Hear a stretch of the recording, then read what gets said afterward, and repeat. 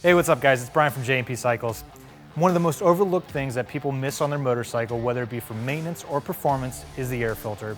An air filter will help boost performance in your ride by getting more airflow to the motor and also keep harmful elements out of it by filtering them out. Right now I have a K&N high flow air filter that we're going to throw in this 2015 ZX6. K&N boasts an extremely long service life. You put it in your bike, you'll never have to buy a new one again.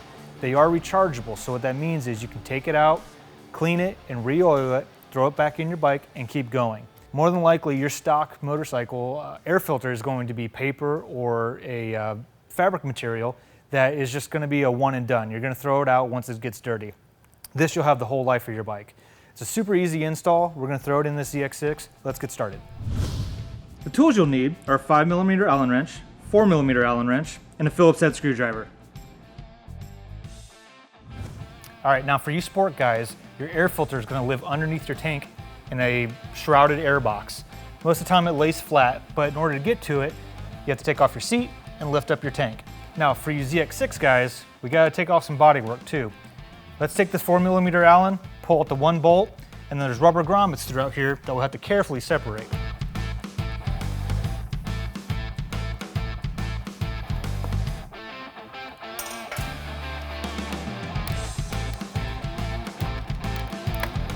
Now with this plastic panel out of the way, you can access the 4mm Allen attaching the seat.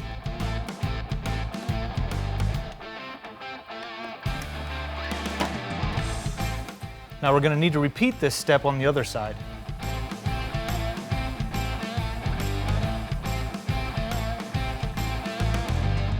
All right, now that we have the seat off, now you need to grab your 5mm Allen, and there's two bolts at the front of the tank that you need to remove.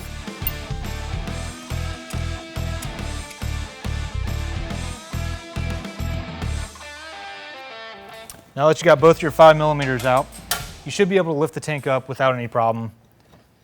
The tank does have a stop on the back of it to prevent it from going too far backwards. The reason why they do that is to prevent any fuel from spilling out, damaging your motorcycle or your floor.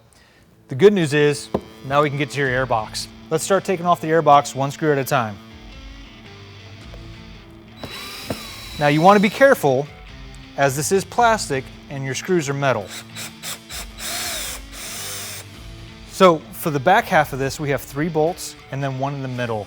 In order to get those, you're either going to need an extension for your driver or you're going to need a longer screwdriver. I'm not working with very much room here, so I'm going to go get a long screwdriver to complete the task. Now that I got my screwdriver, I'm going to start with this metal one here.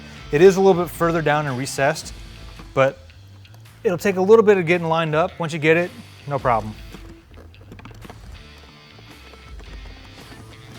Now, usually I don't take that one all the way out. When you lift up the lid, it'll actually stay in there. So let's move on to the back 3. Now, be careful when you do these back 3 that you have a support or your hand underneath it, because you don't want to drop the screw on top of your motor or somewhere lost inside of your bike.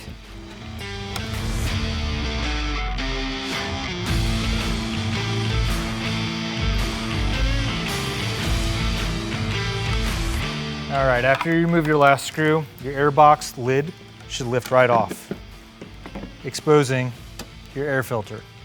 Now's a good time to give you a little tip. Get a magnetic tray. It'll save your life, man. You're not gonna be chasing around the garage for these screws later on. Now, as you can see, your air filter has this mesh lining over it. It's metal. You have that and the paper material behind it. It's pretty restrictive. So this is what we're going to replace.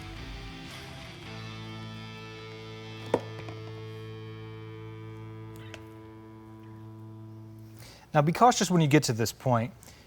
These right here are called your velocity stacks. They are a direct lead into your throttle bodies and into the heart of your motor. Any foreign objects or screws that fall into that could fall through your throttle bodies and directly into your engine, causing catastrophic damage.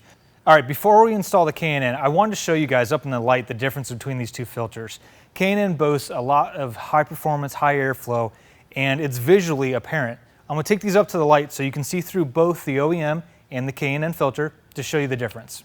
Now on your left, you can see the restrictive O.E.M air filter. On the right, the K&N high performance race filter. Now you can see, now this bike doesn't have many miles on it. This is only about 2,000 miles on this air filter, and it's already showing some signs of wear and some dirt. What's nice is the K&N filter already comes pre-oiled. All you have to do is throw it in, and after a couple thousand miles, again depending on how and where you ride, you can pull it out, clean it, and re-oil it. And here we are, the moment of truth, your last step. All you have to do is throw your pre-oil K&N filter in and be done. Make sure it seats in properly to where there's no gap around it, and reverse the process you took to get it to this point to get your bike back together again.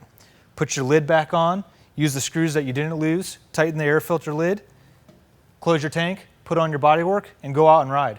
Make sure to check this out at jpcycles.com, and thanks for watching.